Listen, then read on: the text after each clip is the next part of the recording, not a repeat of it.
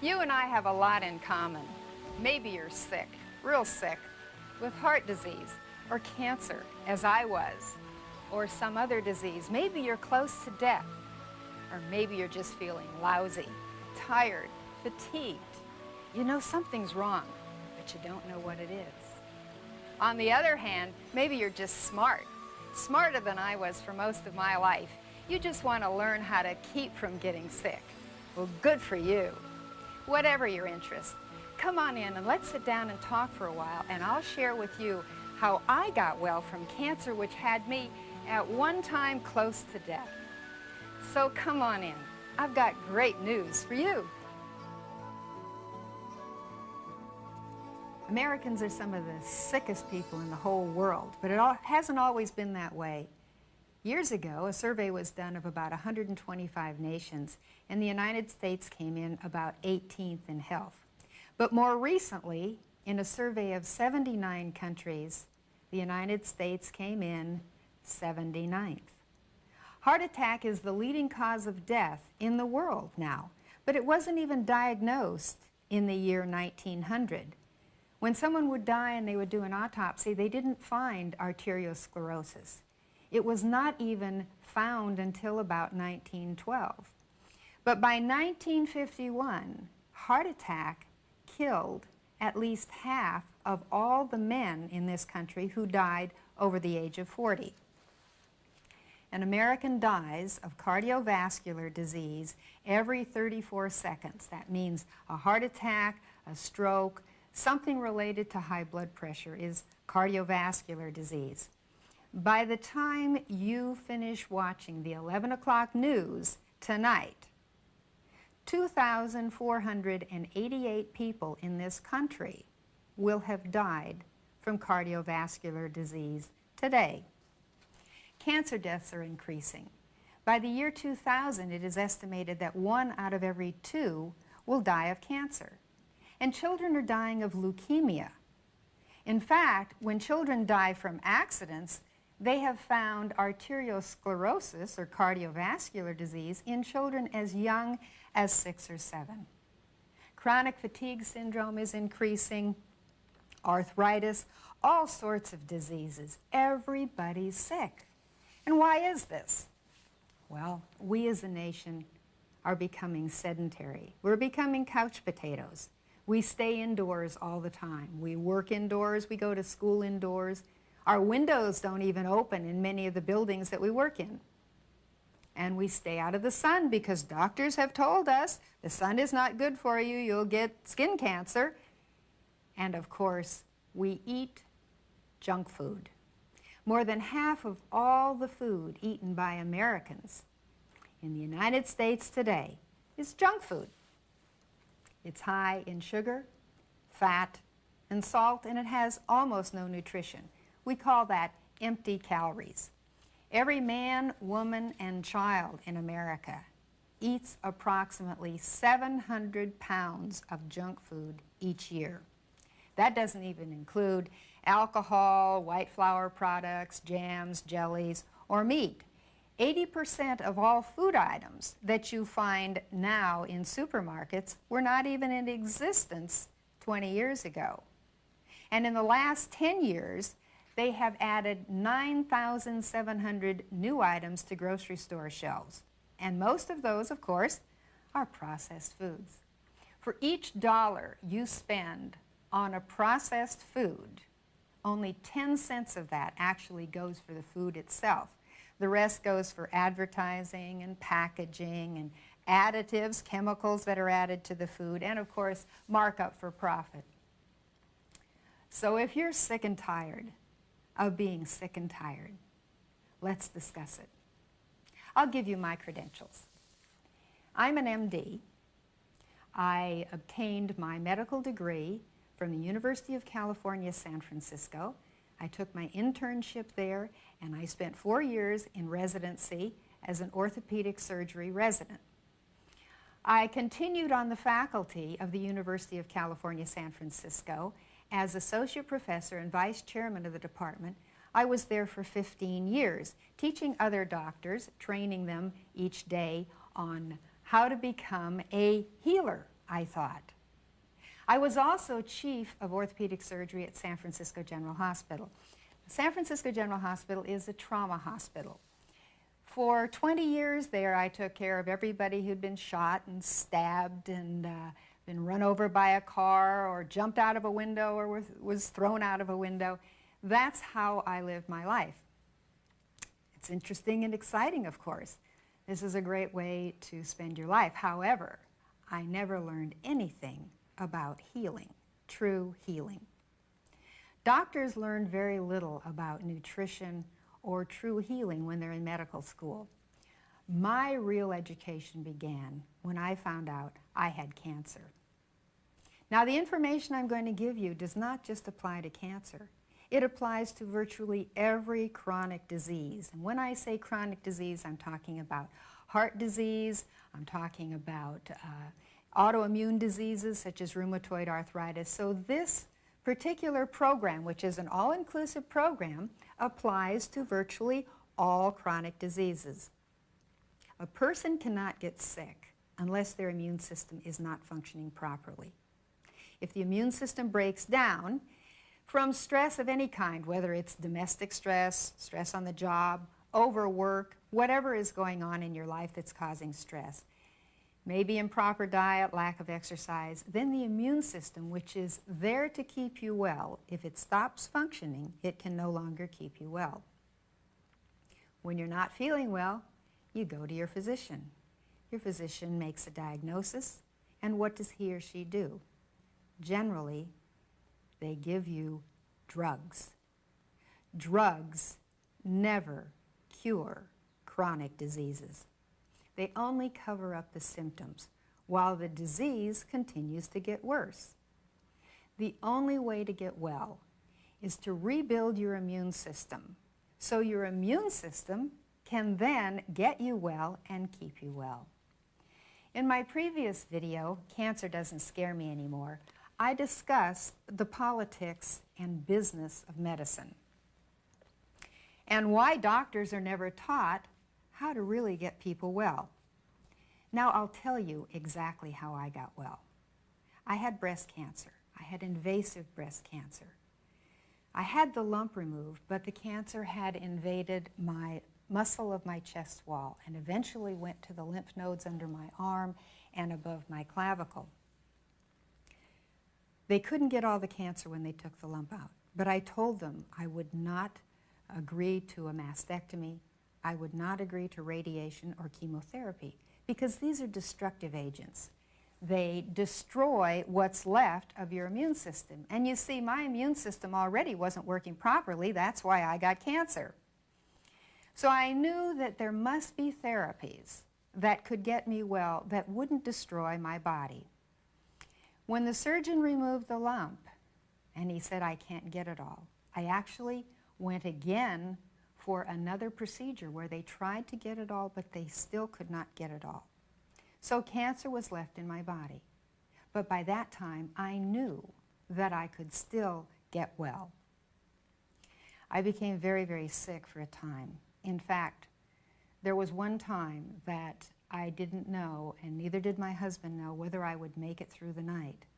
In fact, for weeks, I could barely walk from the bed to the bathroom. So I was very sick. So don't lose heart if you're very sick too.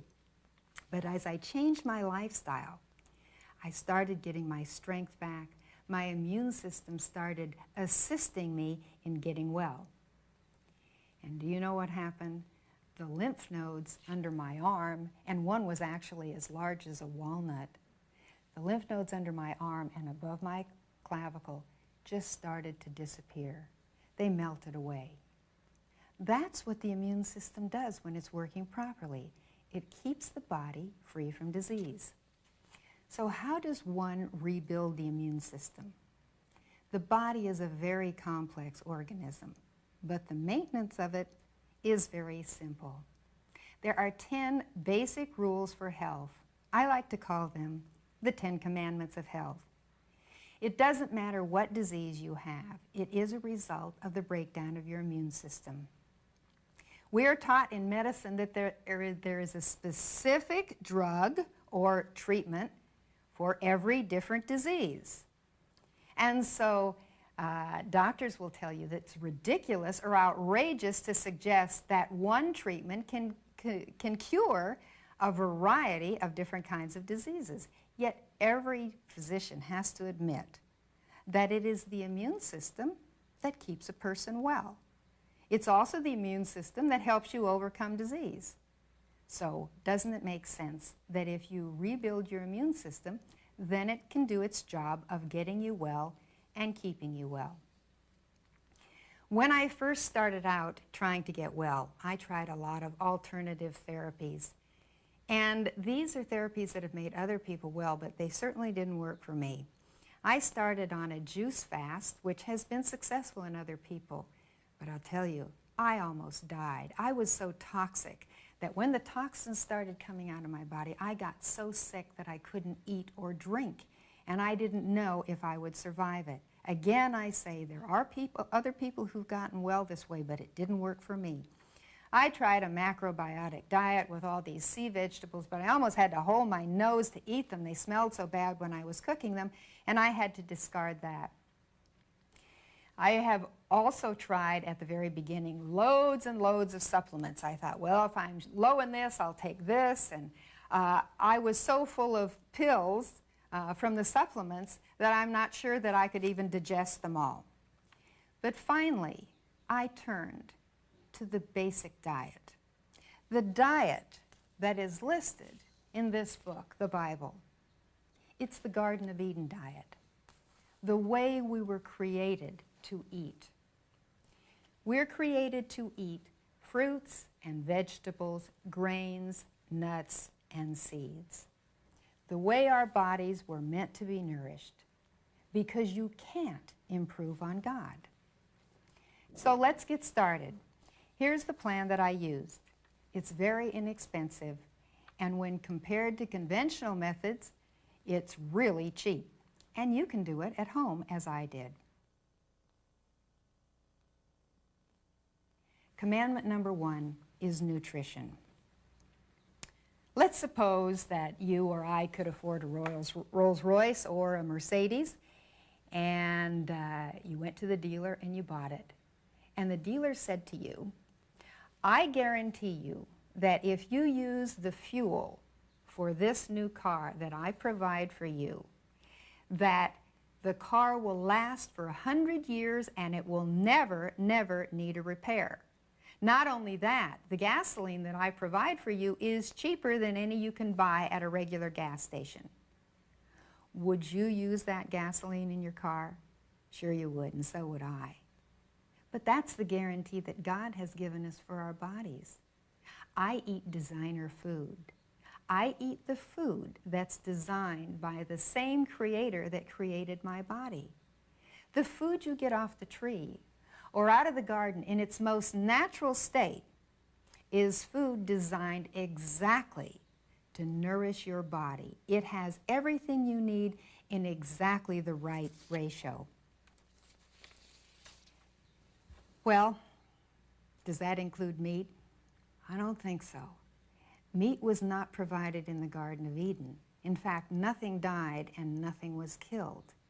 It only allows you to eat the natural things and as close to nature as possible. I suggest you look in the mirror now and open your mouth real wide. You will see that the molars in the back of your mouth are grinding molars. They're not sharp teeth in the back of your mouth like a cat has, or a lion, or a tiger, or a cougar. Those are animals that are meant to eat meat. If you tried to put your teeth into the hide of a cow, you couldn't rip out a piece of flesh because your teeth are not meant to chew on flesh. Not only that, we have an intestine that is long and windy, about 30 feet of intestine. That's the intestine that a horse or a cow or an antelope or a deer has. They're meant to eat grasses and grains and things like that. Cats have a very short intestine. It's short and it's straight, so that meat can get out of the intestine very rapidly, because otherwise it putrefies in the intestine. Also, We as human beings don't have the right enzymes to properly digest meat. Cats have those enzymes, but we don't. So why do we eat meat? First, we're sort of programmed to do it, and we get to the point where we really like it. But our bodies were not made to eat meat. Let me suggest that you do an experiment. Take a pound of hamburger or a steak and put it out on your kitchen counter for 3 days. Turn the heat in your house up to about 100 degrees and see how that meat smells at the end of that time. Ooh, well, that's what happens in your body. It takes about 3 days for that meat to get through this long intestine, and your body temperature is 98.6, close to 100. So the meat putrefies, and you take in all of those toxins into your bloodstream, and the bloodstream distributes them all over your body. You see, that's one of the main reasons that people get sick. So again, why does everybody eat meat? Because they decide they like to, but it was not provided for us at the beginning. Meat is 40% fat. Even if you trim all the fat around the edges, the fat is actually in the muscle fiber. Poultry, even if you remove the skin, is still 40% fat. So you're just kidding yourself if you say, well, I eat chicken and turkey and those are low in fat. No, they're not. Fish is also high in fat.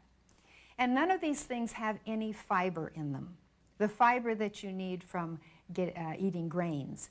And of course, they're very high in protein, much more protein than you need. Plus, meat, the animal, concentrates pesticides that are given to the animal in the grains that they eat. Not only that, all of the meat and the poultry and the fish are full of chemicals. In meat and poultry, they give these animals hormones, they give them pesticides in their food, they give them antibiotics, and when you eat the meat, you're taking all of that into your body. Not only that, all of this meat is diseased. Beef has a problem with mad cow disease, at least in England. This is a terrible disease. The cows develop holes in their brain. The disease is actually called bovine for cow, spongiform encephalopathy. Encephalopathy just means that it's a disease of the brain. Spongiform means that they get great holes in their brain and they get demented before they actually die. And this is a disease that is 100% fatal. They're going to kill millions of head of cattle in Britain to try to stop this disease. A number of people have already gotten mad cow disease in England, and some have already died from it. Now, the incubation period from the time you're exposed or you eat the meat until you actually get sick can be as long as 5 to 15 years. So they expect an enormous epidemic of mad cow disease that's been transmitted to humans in England. When it's transmitted to humans, it's called Creutzfeldt-Jakob disease. Now that's a long name and you don't have to remember it, but it is 100% fatal. Now we've been assured by the experts in America that this will not happen in America, but I can tell you, we import meat from many other countries to this country, and much of the meat that comes in from other countries is not inspected. Cows also have bovine leukemia virus. They also have bovine immunodeficiency virus, which is cow AIDS. Now you say, well, I quit eating red meat quite a while ago, I just eat chicken. Chicken, if anything, is more diseased than beef and other kinds of meat. Chicken and turkey all contain salmonella bacteria. 4 million people get salmonella poisoning on this continent every year, and much of it is from chicken, or also it's in milk and it's in eggs. The egg of a chicken, by the way, is made to power a baby chick for 21 days when it has no other food. It's full of fat. Cow's milk is also made to turn a 65-pound calf into a 400-pound cow. It's got a lot of fat in it too. We don't need that. Fish and seafood also, of course, is very polluted because all of our streams and oceans are polluted. The average American in their lifetime consumes, get this, 21 cows, 14 sheep, 12 pigs, 900 chickens, and 1,000 pounds of other animals. 607 pounds of animal products each year the average American consumes. Americans ate 20 years ago 1 billion pounds of pure chemicals in their food additives and things that were added to the meat and to other processed food. That figure has increased greatly in the last 20 years. So meat is difficult to digest. It causes an increase in your blood pressure. It contains poisonous wastes. When the animal died, it had this hormonal surge because it was terrified as it was being slaughtered. So you eat that in the meat. It's very excitatory. Meat lacks fiber and it is high in fats, including saturated fats. You also need to know that cows are fed something called offal, O-F-F-A-L. Those are the products of other animals that are killed, the things that aren't sent to market, like the intestines and things like that. So you're getting the damaged and waste products of other animals in the cow when you eat it. By the way, that's how they determined that the cows in England got mad cow disease. It was a disease of sheep, but they were feeding the intestines of the sheep to the cows, and so this disease was transmitted to the cows. Within the last 100 years, meat eating has increased 400% in this country. Fat, as I said before, is in the fiber of every muscle in the meat, so you can't just cut it off the edges. But every 30 seconds or so, someone dies of a heart attack in America, and much of that is from eating a diet high in meat and animal fats. Animal fats are different from plant oils. Plant oils are liquid at your body temperature. But animal fats are solid at body temperature. So when you eat animal fat at your body temperature, it is solid and it cakes all over the walls, not only of your blood vessels, causing arteriosclerosis, but it also attaches itself to your intestine. And so your intestines don't become as mobile and as easily affected by the peristalsis to move the waste out of your body. Our fat requirement is only about 50 grams a day, but Americans eat about 3 times that every day. The body has no requirement for animal products, and yet we as Americans stuff ourselves full of animal products every day.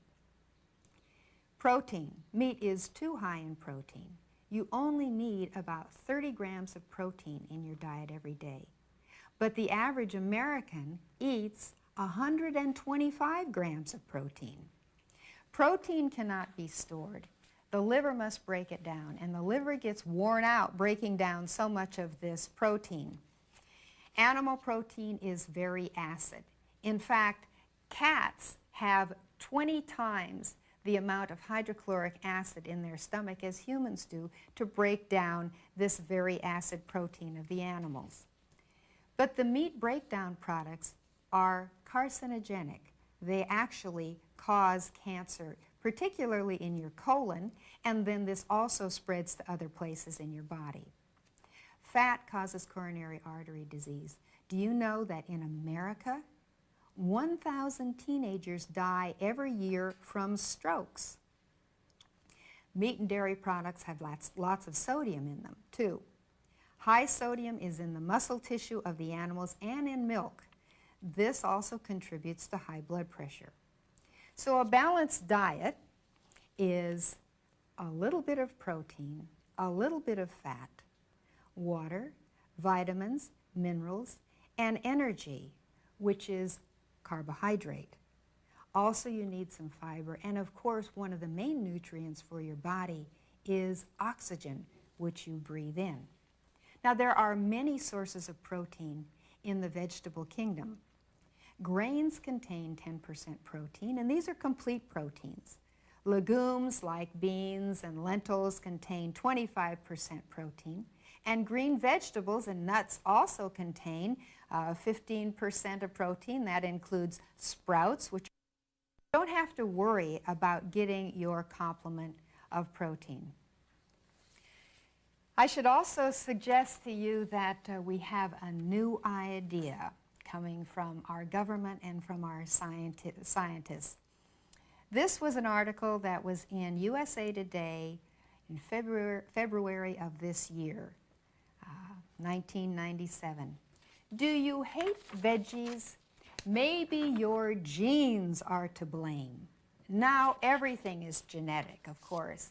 If you're overweight, it's genetic. If you don't like vegetables, it's genetic.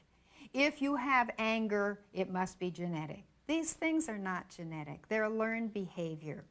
We have them from our environmental conditions, which means our home life, or because our parents taught us this, or we learned it from our peers. Also, you can get lots of calcium from leafy green vegetables. You don't need to drink milk. In fact, human beings are the only species that drinks milk after they're a child. And no other animal drinks the milk of another animal. Did you know that approximately 50% of the population of the world is allergic to milk? They don't have the proper enzymes to digest milk. Hundreds of years ago, a cow would give 200 pounds of milk per year. Today, a cow gives more than 15,000 pounds of milk per year. The modern methods of milk production, factory farming, involves giving them hormones and antibiotics so they'll have this great output of milk. Also, the U.S. Health Department has established the acceptable bacteria limit for milk. Do you realize that they allow 100,000 bacteria per teaspoon of milk? That's even when it's purified and pasteurized. So again, you don't need to eat these animal products.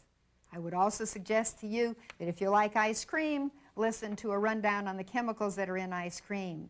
One that's in ice cream is used to treat lice. Another one is used to make antifreeze. Another one, butyraldehyde, is used in making rubber cement. And the list goes on and on. Eggs are just as damaging. They're high in fat. They are frequently contaminated with salmonella. So you don't need all of these things. Why don't doctors know about this? Because the average doctor in 4 years of medical school does not get more than 1 hour of training in nutrition in their entire education. So that is, of course, why you don't hear about it. Here's the kind of thing that you need to eat. Fruits. That was the first food given in the Garden of Eden. Fruits are naturally delicious. They're high in sugar, but the right kind of sugar. You don't want to eat processed sugar. So you want to eat a lot of fruit. You want to eat vegetables in their most natural state. The more often you can eat them raw, the better. Try to eat 65 or 75% of your food raw. That way it has all the natural enzymes in it to help you process that food in your body. Otherwise, your body has to make all those enzymes on its own. You can have grains. You can have a few nuts, but nuts are high in fat and they're high in protein, and so you want to take it easy on the nuts. And of course, there are seeds such as sunflower seeds and sesame seeds, so you can have a few of those too. Let me give you a sample breakfast of what I eat. Oatmeal. It's an excellent grain. You see, you've got oatmeal. You can have some fruit with it. You can have some raw fruit. By the way, be careful not to eat fruits and vegetables at the same meal because the fruit has a lot of sugar in it. And if you're eating vegetables that take a long time to process with all of the fiber, the good fiber that's in vegetables, you will not to be able to get that food out of your stomach and into your intestine for a long period of time. And the sugar in the fruit will ferment, and it will cause you a lot of digestive disturbance and gas. So don't eat fruits and vegetables in the same meal. So oatmeal and fruit, something like that, is a very good breakfast. Or fruit and whole wheat bread or whole wheat toast is excellent for breakfast. For lunch, you can either have fruit, different kinds of fruit, or you can have a great big salad with many different vegetables in it. For dinner, you can have a dinner around a baked potato or a yam, or I can show you how to make special kinds of French fries which don't have any oil in them. You can have rice or some other grain. And this is the main basis for your meal. Then you can have vegetables, preferably fresh, or a large salad to go along with that. And I can tell you, when you're not eating empty calories of all this processed food, this will satisfy you. Be sure that you go very easy on the spices that you add. You don't want to have sharp spices like peppers and horseradish and nutmeg and things like that that are very excitatory to not only the taste buds but to all the other cells of the body. You want to stick to things like bay leaves and marjoram and thyme and things like that. Now I'm going to give you some general rules about eating. Number one, I told you, don't eat fruits and vegetables at the same meal. Chew your food until it's liquid in your mouth. There are certain enzymes that are in the saliva that are not reproduced in your stomach. And if you don't chew your food until it's liquid in your mouth, it will go into your stomach and it will never become fully digested. When it goes into your intestine, even though it's in microscopic molecules or particles, when it gets assimilated through the intestinal wall into your bloodstream, the blood will not recognize it as what it should be, and it can make antibodies against it, and that's one way you get allergies. Now, how about drinking? I'll go into water in a little bit, but don't drink with your meals. Because when you drink with your meals, then you dilute the digestive juices in your stomach, so your food doesn't digest as well. You want to drink not sooner than a half an hour before you eat, and no sooner than an hour after you eat. You want to have your stomach empty before you eat, and you want to have enough time for digestion to begin taking place very well before you start putting liquid in your mouth. I use barley green. Barley green is a powder which I drink in my juices, and I drink a lot of carrot juice, which is excellent for you. I drink at least 6 glasses of carrot juice a day. When I began on my plan, or for anyone who has cancer, I would suggest drinking 8 glasses of carrot juice a day, and it's best if you can make it fresh. If not, then you can make it, you can purchase it from a store as long as it's freshly made in the store. But the fresher you make it, the better off you'll be. The barley green is the powder of the green young leaf of the barley plant. It's one of the most nutritious foods you can buy. So I would suggest that you use some of that, a heaping tablespoon, in at least 4 glasses of carrot juice. Now, another way to get your greens is, besides eating them, of course, is to make green leafy vegetable juice. And you can make that in your juicer from chard and green pepper and romaine lettuce and other dark leafy greens that you can put into your juicer. So you want to drink at least 4 glasses of green leafy vegetable juice a day, or add a heaping tablespoon of barley green to at least 4 of your carrot juices. And you want to drink 8 carrot juices a day. On top of that, I drink a lot of water. And this all has to be done in between meals. On your baked potato, you can have some flaxseed oil. Flaxseed oil you can obtain in your health food store. It is an oil that is not heated. It is processed by pressing. And so it is very nutritious in omega-3 and omega-6 oils. So you want to make sure that you don't fry anything, you only bake or cook on the stove, or you eat raw. I make sure that I don't eat more than about 30 grams of protein a day. You don't need nearly as much protein as you're told. I try not to eat more than about 2 slices of bread a day, and of course that is whole wheat bread from the health food store or bread that you can make yourself. You don't ever want to eat white bread, and you don't even want to eat whole wheat bread that is enriched from the grocery store because it is worthless. They've taken almost all of the nutrition out of it. Now, I'm going to discuss a little bit about your intestines. Cancer begins in the colon, including breast cancer or stomach cancer or brain cancer. And the reason it begins in the colon, even though you may not have colon cancer, is because you are taking up all of these toxins. You're not drinking enough water. The toxins come from meat and the processing of the food that your body does. And your food that is being assimilated and turned into waste products doesn't get out of your body fast enough because the peristalsis is not working properly in your intestine because you're not eating enough fiber in your fruits, grains, and vegetables, and you're not drinking enough water. So everything slows down. It takes a long time to get through your intestine. If you're constipated, you are in trouble. You need to drink a lot more water. You need to eat a lot more fiber in your diet. If you're not having regular bowel movements, which mean a minimum of 2 a day, and better yet, we're designed to eliminate our waste products as many times as we eat food a day. If you eat 3 meals a day, you ought to be eliminating 3 times a day. You ought to be having 3 bowel movements a day. It is not enough to just have 1 because then everything stays around in your intestines too long and you reabsorb those toxins.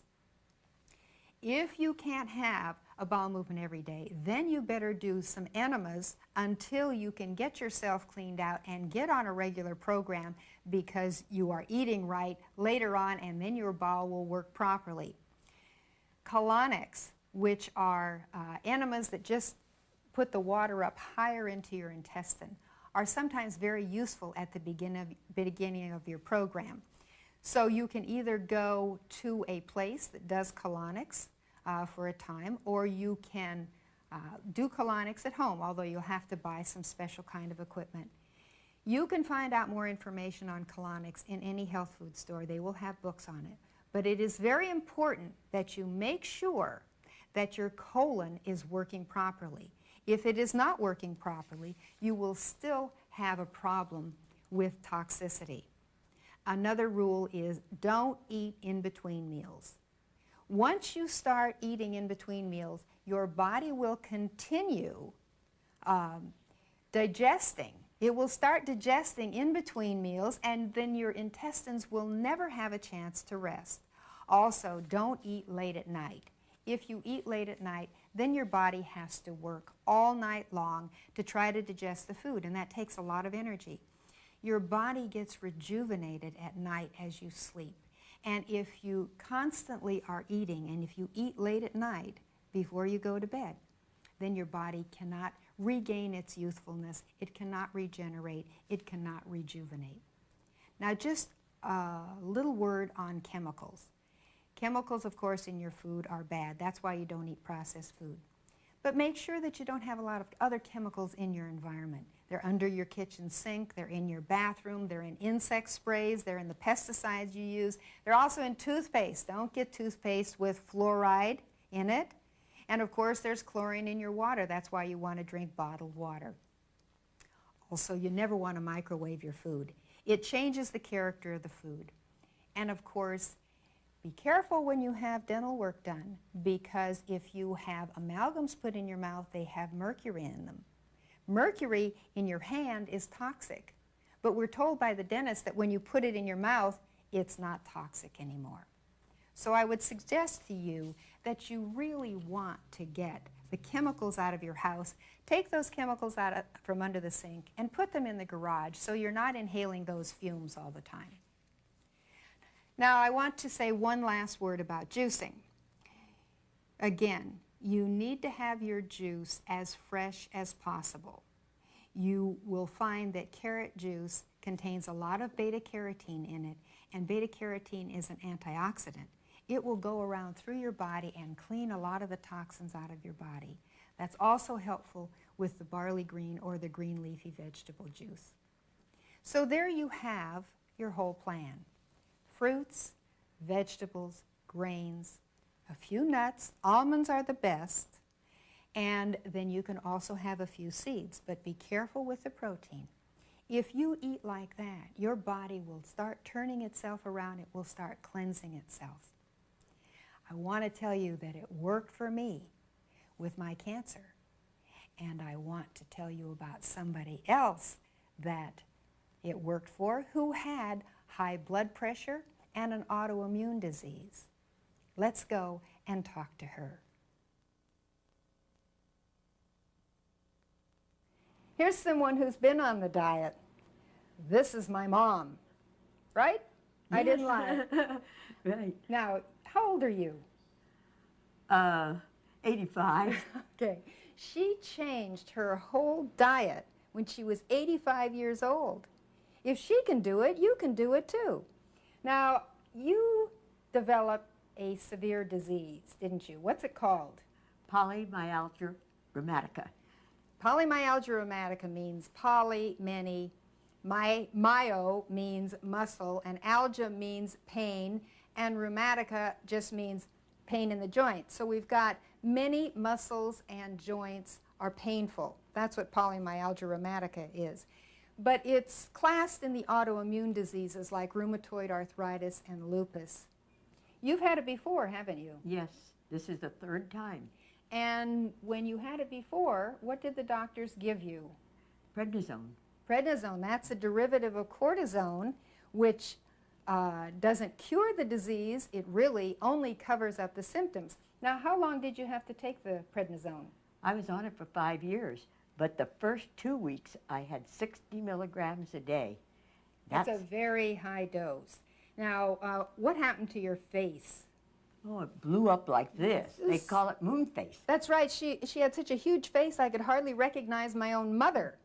How long did it take you until you started feeling a lot better when you were on the prednisone? Now, at first, when you went on the prednisone, you had a tremendous amount of energy, so much that you had trouble sleeping, didn't you? Right, and I'd get up and clean my whole house. Well, ceiling to floor. That's right. That was wonderful energy, but it was false energy, wasn't it? You were wearing yourself out. I was, but I couldn't stop because I couldn't rest. So you had it once again a number of years later, and you were on prednisone for how long? 1.5 years. And you were also on Motrin at the same time for a long period of time. Now, when you developed this disease again about 10 months ago or so, I knew that if the doctors put her on prednisone again, she would have a stroke at her age. Besides, by that time I had learned how to live better myself. So I sort of kidnapped you, didn't I? Yes. And I brought you out to my house, and I put this food in front of you. And you were delighted, weren't you? No. I said, I don't see how you can eat it even. So you weren't real thrilled about eating this way. I'd sit and look at it for a long time. Well, now, did you love carrot juice, though, at the beginning? No, I never liked carrot juice. But you drink it now, don't you? Oh, yeah. That's right. And were you a big sugar eater? Oh, yes. Everything with sugar I loved. That's right. Well, she was on the diet at the beginning for only 3 weeks, and we had a wonderful unexpected side effect. We got her off of all her blood pressure medications. Now, you had been on some sort of blood pressure medication for how long? For about at least 35 years. All right, 35 years. And then, of course, you would be on one blood pressure medication, and then they would add another one, and eventually you were increase the dosage. That's too. right. And her blood pressure was as high, even on the medication sometimes, of 200 over 100 or higher than that, even on the medication. So within 3 weeks on this diet, with proper rest and freedom from stress, all of these things changed, didn't they? So we were able to get her off of all the blood pressure medications, and you remain off of the blood pressure medications, right? I haven't been on any of it since that time. Not only that, we were able to get her off of Zantac, which was for her hiatal hernia or mid-epigastric pain. Within 4 months of the time you went on the diet, something else happened. We got some blood tests, and what did we find? Are you speaking of the triglycerides? That's right. And the cholesterol? Right. Oh, yes. My triglycerides were up as high as 570, and in a short time, they were down to 140. Well, the triglycerides are a measure of the fat in the blood. They were up at 570, and they dropped to 140. Normal is 200 or below, and that was in 4 months. Within the same period of time, your cholesterol, normal again, is 200 or below. Your cholesterol had been about, what, 250. 250. And where did it drop to in 4 months? 120. Isn't that something? Now, this is in an 85-year-old woman. She changed the way she lived. So if she can do it, you have no excuse. Now, let me ask you, I'm going to ask her one other question. You've seen me talking about this diet, and you know that I've had cancer, and my mother wouldn't lie. She gave birth to me. How old am I? 60 years old last February. That's right, just turned 60. So you see, you can go through a lot of stress, a lot of life-threatening disease, and still be healthy. Thanks, Mom. Okay, I'm glad to do it. Now I'm going to show you about the juicing. Here is the Cadillac of juicers. This is a Norwalk juicer. I'll tell you at the end of the video how you can purchase one of these if you're interested. They are very expensive, but if you have a life-threatening disease and you do have the money, they're well worth it because you get more nutrition by juicing with a Norwalk juicer than any other juicer. I wash my carrots and then I package them in a plastic bag. To make 1 glass of carrot juice, it takes about 3 large carrots like this. I usually add in an apple. Now you can mix fruits and vegetables if they're in juice because then your body doesn't really have to digest them. They all go through at once.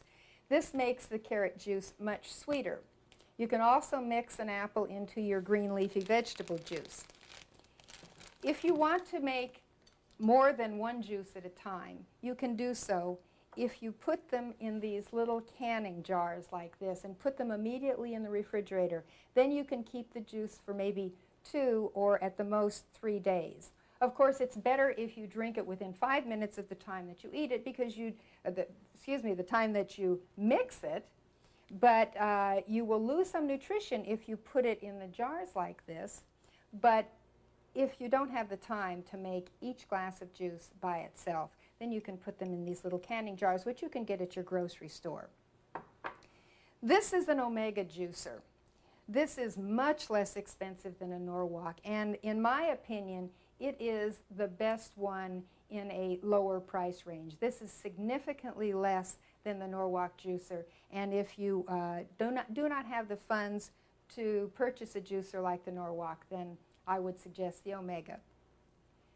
If you don't have the funds to purchase any juicer, you can buy freshly made juice at most of your health food stores, and I do know of people who've gotten well from very serious diseases such as pancreatic cancer by the use of even store-bought juice, but not in cans, nothing that's on a shelf, but something that is refrigerated and made fresh at your health food store. If you want a substitute for ice cream, I can tell you there is a wonderful way to do it. You can freeze bananas like this in a plastic bag, peel them and put them in the freezer and freeze them, then put them in your blender and mix them either with strawberries or with dates, and it makes a wonderful substitute for ice cream, and it's full of nutrition. You can have a complete meal of fruit. This is wonderful, and this is the way God made it for you. It comes in its own packages, all of its own peelings, and you can just peel it and eat it. God made it in exactly the proper ratios with all the vitamins and minerals to suit your body. Sprouting is very easy. Here are sprouts that I've just recently been growing. These are sunflower seed sprouts. You can get these little containers to grow them in, and we'll show you how to get those at the end of this video. Here are some lentils. These are just organic lentils that I bought in the health food store. I rinse them. You put them in water first, and then you let them soak overnight. You drain them, and you put them in this little container. You have to wet them down twice a day so they don't dry out. But they grow very, very nicely. You can do all of this gardening in your own kitchen. Here's the barley green that I take. This is called AIM barley green. You can get barley green at your health food store. This happens to be one that you have to get through the mail. You can order this over the phone, and the information we are giving to you on how to do that. This also contains kelp. What it is the dried powder of the young barley leaf. It looks like this. I just put it in my carrot juice, and it adds an enormous amount of nutrition in its most natural form, except unless you eat the barley grass itself directly. This is another product made by the same people that make barley green. This is herbal fiber blend. It's a blend of various herbs. If you take, say, a half a teaspoon to a teaspoon in your juice, it will help clean out your intestine. It will make you more regular. It will be a good detoxifying agent to help you eliminate your waste. It is excellent, but when you take this, you must be sure that you drink a great deal of water. You can dress up your meals by having something besides baked potatoes over and over again. You can make French fries in the oven. I just cut them up and I put them in the dish like this. You want to put a little olive oil on the bottom of the dish. You never use flaxseed oil to cook with. You only use olive oil. But you don't fry them, you bake them. You bake them for about 45 minutes or an hour, and then you can put a little bit of salt on them and eat them as though they're French fries. They have virtually no oil in them, and they are very, very nutritious. So there are many things you can do with a potato. You can quarter it, make it into little potato puffs, or you can just bake them, or you can boil your potatoes, or you can make mashed potatoes. Many different ways to cook. So you can have a lot of variety in your meals.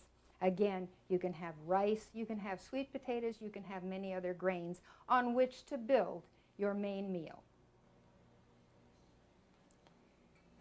This is the way you cook your vegetables. You can use this with either broccoli, as I've cut up here, or cauliflower. You can even use it with green beans. Cook them without water. The first thing you do is take an onion, cut it up, dice it, and put it in your pan like this. You can also add a little tomato to make it a little juicier and a little more flavor. So you put your broccoli, just place it right on top of the onion like this. Put a lid on the pan, and then you use what's called a flame diffuser. You can get these at a kitchen store, and you put them directly over the blaze, whether it's gas or electricity, it doesn't matter. And then you turn it on to a very low heat, and you cook it slowly at a very low heat for 45 minutes to an hour. That way you don't lose the nutrients in going out in the water, and you keep the cells of the plant that you're going to eat from bursting because you're cooking them very slowly. Again, there are some vegetables where this doesn't work too well, such as beets or things that are very hard, although it does work very well for cauliflower and broccoli and various things, as I've shown you. So that, in essence, is a general way that you prepare your food. Now, when you first start doing this, you're going to have some trouble, I'm sure. So I'm going to give you a few helps. And at the end of this video, it will tell you how to get these books and videos if you're really interested. The first one, if you're having trouble giving up meat, is A Diet for All Reasons. This is a very fascinating video by an MD, and he does it with humor. He shows you that you really don't want to eat meat. Here's another book called Health and Happiness. This has the 10 laws of health in it. I can tell you it will get you in touch with nature and your creator. And here's a book on sprouting. This is by Ann Wigmore, probably the queen of sprouting. She'll tell you every step you need to do your sprouting. This cookbook is a companion to Dr. Clapper's video, A Diet for All Reasons, showing you that fruits, grains, and vegetables are the most natural and healthy way to eat. This cooks without eggs and without any dairy or meat products. And then there are a variety of other books. If you go to your health food store or look around, even in your regular bookstore, you'll find these. The one here is A Garden of Eden, fruit and vegetable recipes. These are all raw foods. Another one is Vibrant Living, another one of all raw foods. And the last one is a book by George Malkmus called God's Way. There are many testimonials in here of people who have gone to a mainly raw food diet with a little cooked food and how they have regained their health. So with those helps, I think you can change the way you live and go to a more nutritious diet.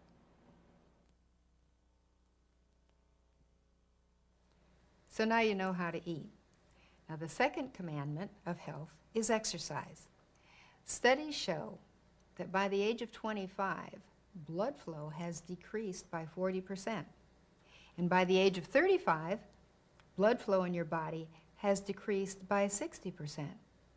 So you have to figure that by the time an American is between 26 and 30, energy-wise, they have reached middle age. Regular exercise is extremely important. Your body was made to move.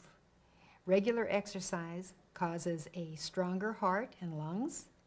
It causes an increased metabolism, better digestion, sound sleep, better elimination, which is extremely important as we've talked about. It provides the energy to overcome stress. It lowers the blood pressure. It improves the creation of energy in your body. And besides, it makes you look better. It also increases your muscle strength and endurance and flexibility. It improves your mental outlook, and it helps you control your weight.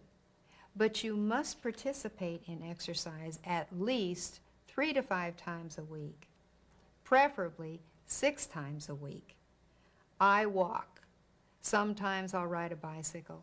And I also work out. But make sure that you try to do your exercising outside where you will breathe in the fresh air. Because if you're in a gym where there are a lot of people and you're breathing air that somebody else has been breathing and you have a closed environment and a lot of heavy rock music going, that is not a calm place to do your exercise.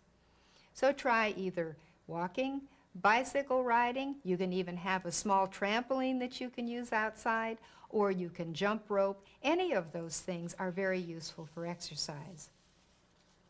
A philosopher said something very important about exercise. He said, people who don't find time for exercise, sooner or later will have to find time for illness.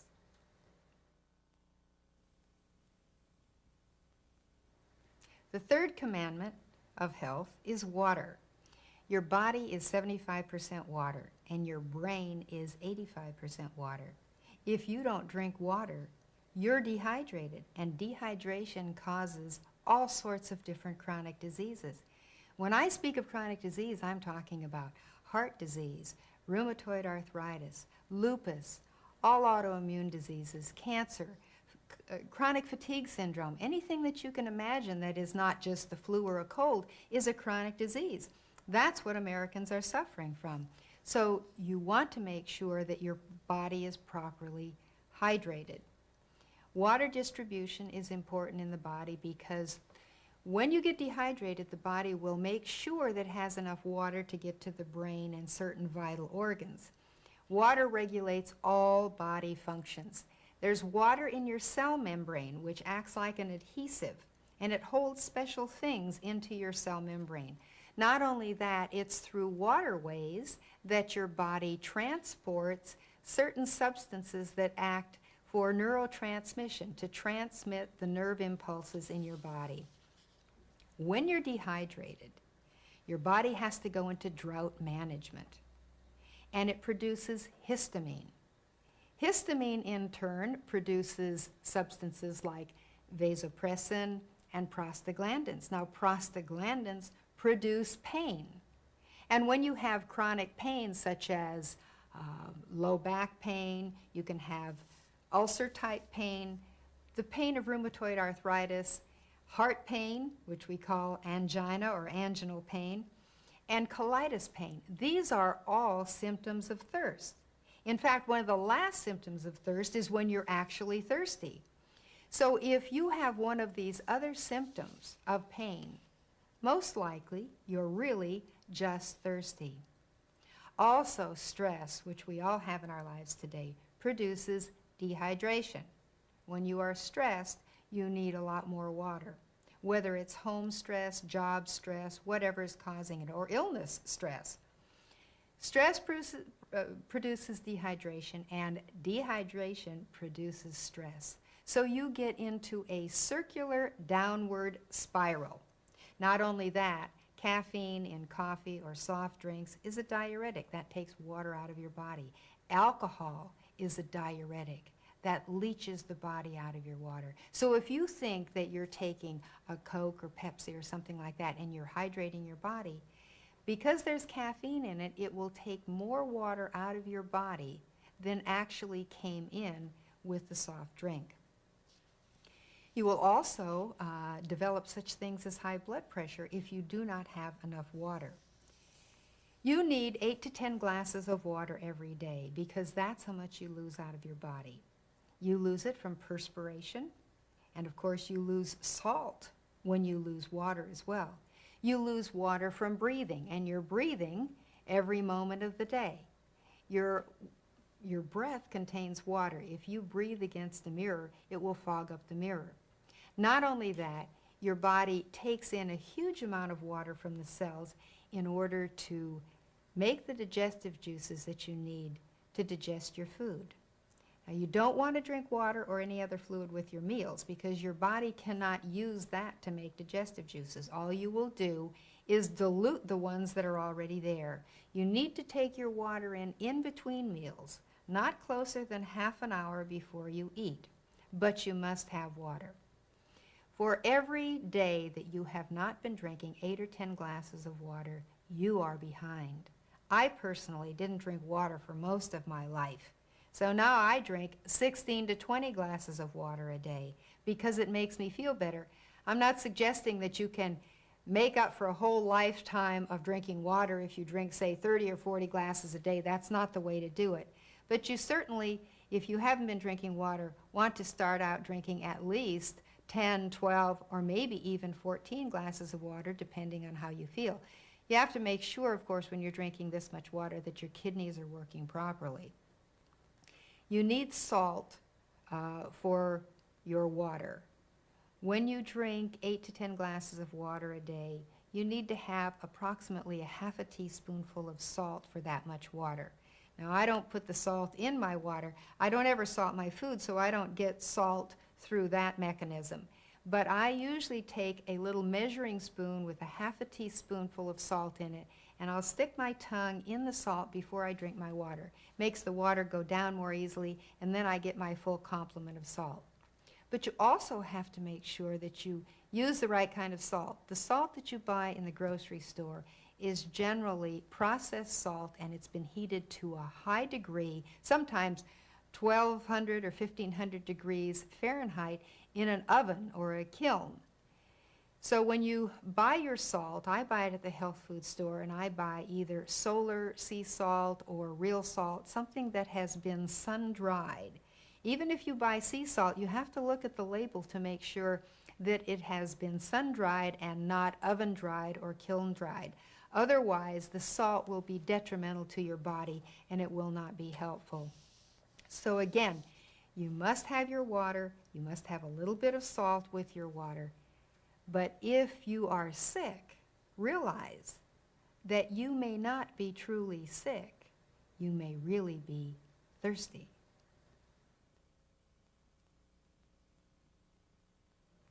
Stay out of the sun, your doctor will tell you.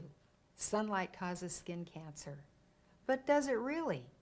We human beings have been in the sun for thousands of years. We for years worked in the sun. We were farmers. We lived outdoors all the time. And skin cancer is a fairly new development. It's mainly occurred in the last 50 to 100 years. So what is it about skin cancer and our lifestyle? Well, we're eating a lot more dietary fat. Plus, we're eating a lot of empty calories. It turns out that if you're properly nourished and you get the appropriate amount of sun, you will not get skin cancer. Dietary fat combined with sunlight will cause an increase in skin cancer, colon cancer, and breast cancer. Also, an article in a journal called Cancer Research way back in 1945 showed that if you put fats and oils on your skin, such as in suntan lotions, those actually can be carcinogenic. They can also cause skin cancer. Now, you certainly don't want to get sunburned because sunburning is bad for your skin and actually can cause deterioration of your skin as well.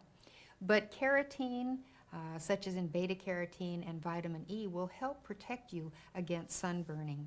You do want to get an appropriate amount of sun, such as maybe 30 minutes a day, and not at the hottest part of the day.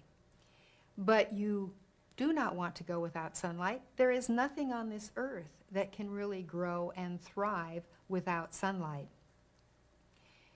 We Americans have been eating more and more polyunsaturated fats, which we're told are good fats for us to eat, and yet the incidence of skin cancer goes up. So we don't want to have an excess of any kind of fat in our diet. We want to keep our fat intake down to somewhere between 20 or 25% of fat. Sunlight is very beneficial to a human being. It causes a decrease in the resting heart rate. It causes the respiratory rate to decrease appropriately. It causes lactic acid to decrease in the body, which is a toxin that you want to get rid of. It causes an increase in the cellular oxygen uptake, an increase in endurance and energy, in muscular strength as well. It's been found that even without exercise, sunbathing can cause an increase in muscular strength. Now, of course, it's much better if you combine sunlight and exercise. That's why you see if you exercise outdoors, you kill two birds with one stone. Sunlight causes a decrease in blood pressure. It even causes a lowering of the blood sugar in diabetics. The tolerance to stress also increases with sunlight. You know, when you lay out in the sun, you get sleepy. Do you know why that happens? Well, suppose you drink coffee or some other beverage that has caffeine in it. It will increase a substance called cyclic AMP in your cells. When you are out in the sunlight hitting your body will cause a decrease in the cyclic AMP in your blood, and this is beneficial to you. That's one reason it will calm you down and it will make you sleepy. Sunlight and exercise combined have additive results. So again, if you exercise out in the sunlight, you get double your return for the same amount of effort. Sunlight will also reduce the cholesterol in your system. The cholesterol comes out of your blood and it goes into the skin. When it does that, the sunlight hits it and it turns it into vitamin D. When that happens, your body will then use the vitamin D and more cholesterol will come out of your blood for the skin to again turn it into vitamin D. Sunlight will also decrease the triglycerides in your blood. That's a measure of the fat in your blood. It will also inhibit cancer formation in your body by increasing the oxygen in your body, plus it stimulates the immune system. It will also stimulate the cells in your immune system, the white blood cells, both lymphocytes and what are called phagocytes. Those are cells that will eat up the germs or the bacteria that are attacking your body with infectious diseases. It will stimulate those cells to chew up those bacteria so they cannot harm you. Sunlight is very beneficial to your system. Don't believe it when people tell you don't get out in the sun. You need to nourish your body properly, but then enjoy appropriate amounts of sun.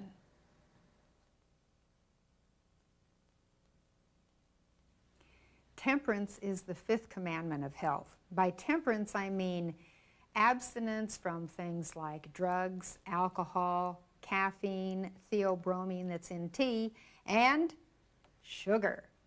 Sugar that's in food, sugar that's in soda. Also, you want to abstain, of course, from smoking. I'm not going to discuss smoking. Smoking causes cancer. Everybody knows that. Alcohol is very dehydrating. It takes a lot of water out of your body. Plus, it kills brain cells and liver cells. So alcohol is not good for you. Caffeine, everybody drinks it, whether it's in caffeinated sodas or whether it's in coffee. Caffeine is a stimulant. It causes constriction of the coronary arteries, the arteries of the heart. It increases your blood pressure. In mouse experiments, coffee actually makes diabetes worse. Caffeine can cause food allergies, it can cause fluid retention, and it also contributes to cancer of the bladder and of the ovary. Caffeine can even cause chromosome damage. Osteoporosis is made worse with caffeine. Do you realize that you can lose as much as 14% of the calcium in your bones per decade, every 10 years, from the use of caffeine? So you say, well, I drink decaffeinated coffee. Well, a lot of harmful chemicals are used to decaffeinate coffee, and not all the caffeine is taken out. Caffeine also causes an increase in fibrocystic disease of the breast. That's benign masses in the breast. But if you have benign masses in the breast, you have a 4 times greater incidence of developing breast cancer. So coffee is not good for you. Besides, if you drink coffee and you have a decrease in the calcium in your bones, osteoporosis, you are more liable, particularly in elderly women, to fall and break your hip. Caffeine causes a racing heart rate, it causes fatigue, it can cause finger tremors, it can cause restless legs, agitation, anxiety. Not only that, there are a lot of harmful chemicals in coffee itself, including acetaldehyde, ammonia, and various other chemicals. Did you know that a fatal dose of coffee is 10 grams? That's 70 cups of coffee at once can kill you. But many people take 1/10 of a lethal dose of caffeine every day if they're drinking 7 cups of coffee. Women who drink only 1 cup of coffee a day have a 3 times greater risk of getting bladder cancer than those who abstain from drinking coffee. So you see, you also can lose vital nutrients from your blood, not only calcium, but other nutrients which can cause nervous fatigue, can cause depression. Caffeine is in sodas. It's also in diet sodas. Not only that, but in diet sodas you have a substance called aspartame. Aspartame actually turns out to be, it is reported, a neurotoxin, which means it's damaging to your nervous system. The per capita consumption of sodas per year is 49 gallons. That's each individual drinks 49 gallons of soda a year. Now, if you don't drink soda at all, that means that somebody else is drinking a lot more than 49 gallons of soda. In each cola drink, you will have about the same amount of caffeine that you would get in 1/3 of a cup of coffee. In sodas, you frequently have colorings that are carcinogenic, and you have a lot of phosphoric acid. This is destructive to the tooth enamel. It's also destructive to your bones. And in sodas, you also have sugar. There are 9 to 12 teaspoons of sugar in every single soda that you drink, unless, of course, it has aspartame in it, which has other problems. Americans consume 31 billion pounds of sugar a year. That's 125 pounds a year for every man, woman, and child in America. To digest sugar, your intestines must draw on the mineral reserve of your body. This promotes tooth decay, it promotes thinning of the hair, and a weak bone structure. Also, the digestion of processed sugar consumes a lot of oxygen, and it causes overproduction of insulin, and it wears out your pancreas and leads to diabetes in later life. It also robs your body of such nutrients as chromium, zinc, and we already mentioned calcium, vitamin C, B complex, and it immobilizes your immune cells.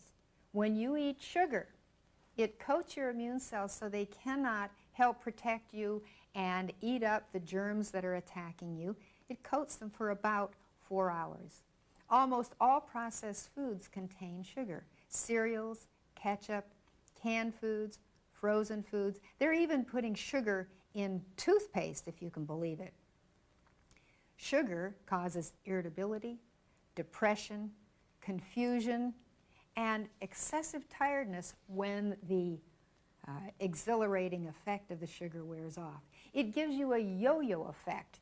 Your sugar goes way up, and then your body produces insulin. It destroys the sugar, but not completely, and then you're hungry again because you're now maybe hypoglycemic, so you eat more sugar. You see, if you eat natural sugars, such as in fruit, those are metabolized slowly, and they're of a more complex nature, so you don't have this yo-yo effect. But as soon as you're using refined sugar, this will contribute to this up and down state. Sugar is used in almost every packaged foods, not only to sweeten them, but it prevents spoilage, it helps retain moisture, and it maintains the texture and appearance of the food. But I can tell you, sugar is a killer. If you have a significant disease, or if you just want to stay well and healthy and live a full lifespan, you must eliminate processed sugar from your diet.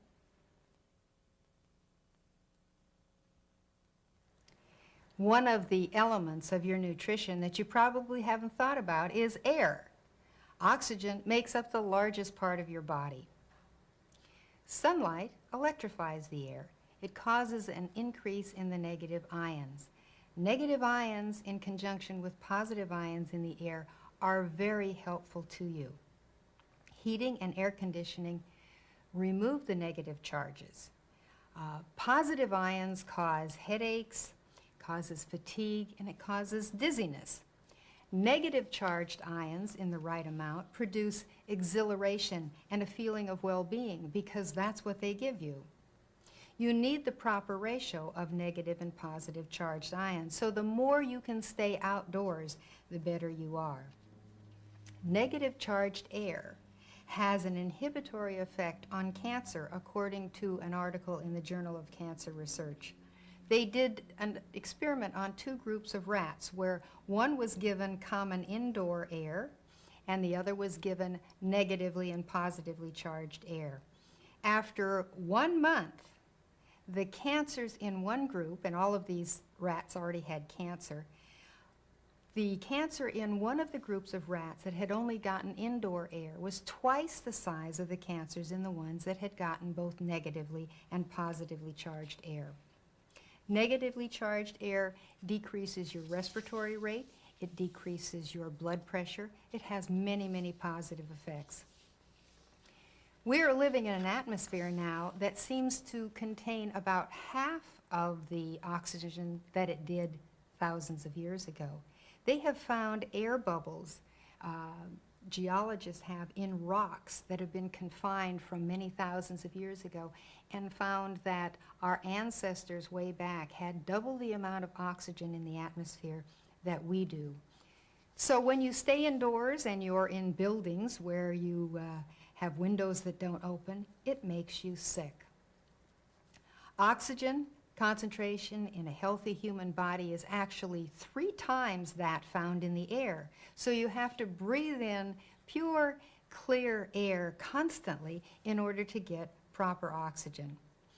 Good health and well-being depend on maximum utilization of your oxygen.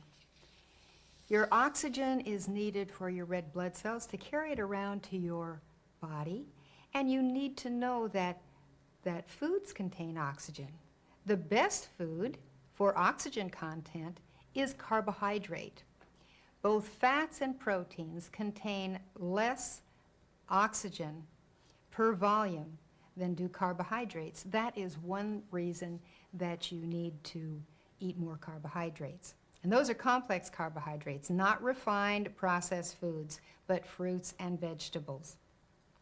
Stress in all aspects causes an oxygen deficiency. So you must be careful. When you are stressed, you need more outside air, and of course water will help you because water is H2O. Oxygen is in water. So remember that the proper nutrition must include a lot of fresh air. If you can, sleep with your windows open and exercise outside. Therefore, you can get 3 for 1. You get your exercise, you do it in the sunlight, and you do it outdoors in the fresh air.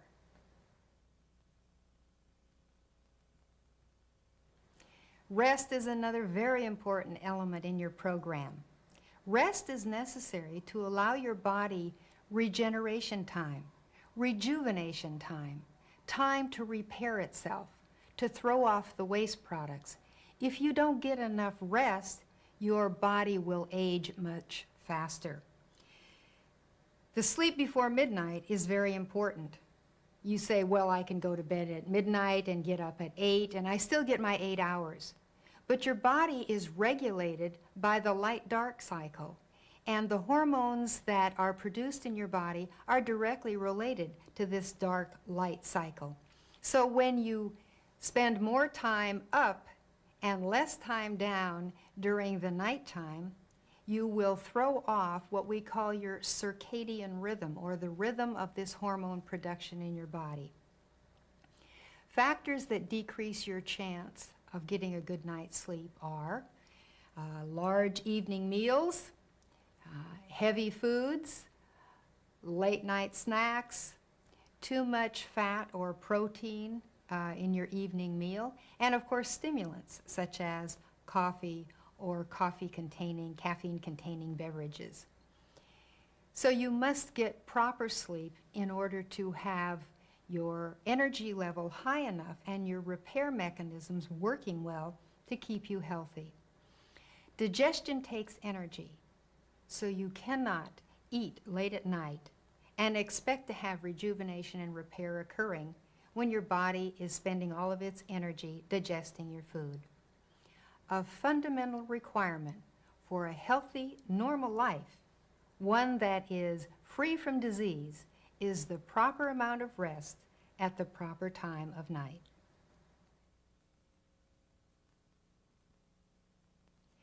Your biggest barrier to getting well is overcoming the idea that you can't get well.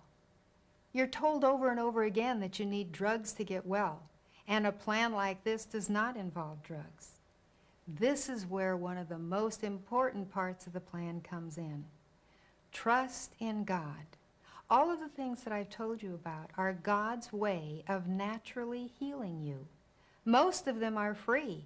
In fact, all of them are free if you grow your own food in your garden. This is an inexpensive way to get well. It's the way everyone can get well. Your health is really in your hands, but you have to trust your Creator.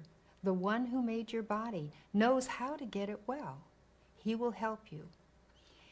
What is trust, you say? Trust is faith. Well, one little boy once said, faith is believing something that ain't so. But that's not true. You have trust all the time. You trust your parents, or you trust someone close to you. If you had a loving mother and father and they told you that they would, say, reward you with a trip to Disneyland if you did thus and so, you believed them. They weren't going to tell you a lie. That's trust. You believe someone based on your previous experience that they will come through to you. That's the way you learn to trust God. But you must learn to know God before you trust Him. And that's where Bible study and prayer come in. Do you know that there are lots and lots of prayer promises in the Bible? I'll read you some. This is from Exodus 15:26. I am the Lord who heals you. And from Exodus 23:25 and 26, it says, worship the Lord your God, and His blessing will be on your food and water. I will take away sickness from among you. I will give you a full lifespan. Psalms 103:2 and 3. Praise the Lord, O my soul, and forget not all His benefits. He forgives all my sins and heals all my diseases. I can tell you when I was at my sickest, I hung on to these prayer promises. I asked the Lord to lead me to the information that would heal me.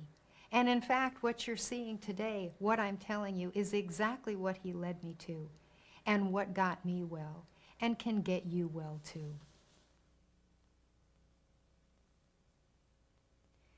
The last two of the 10 Commandments of health are an attitude of gratitude and benevolence.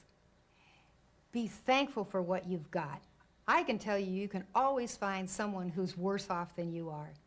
Stop listening, reading, and watching bad news. I stopped reading the newspapers. I stopped watching television. Almost all of it is bad news. Whatsoever is pure and noble, think on these things. That's what the Bible says. Live every moment to its fullest. Give up resentment and anger. They don't hurt the other person. They only hurt you. It's been shown in medical studies that hanging on to resentment and anger destroy your immune system. A major clinic in the United States has done a study on thousands of people with mental and emotional illness. They found out that the one thing that kept these people from getting well above all others was hanging on to resentment and anger. You are not just physical. You are mental and spiritual as well. So you must think only good thoughts. You must feed your mind with good things, and you must feed your spiritual being with good things as well. You can't find any better things than are found in the Bible. Don't wallow in self-pity. Constantly lift yourself up. Try to help other people and get rid of your anger. Benevolence. Always try to do something for somebody else, particularly those who can't pay you back. Quit being self-centered. Get outside yourself. Start thinking about others. Start praying for other people.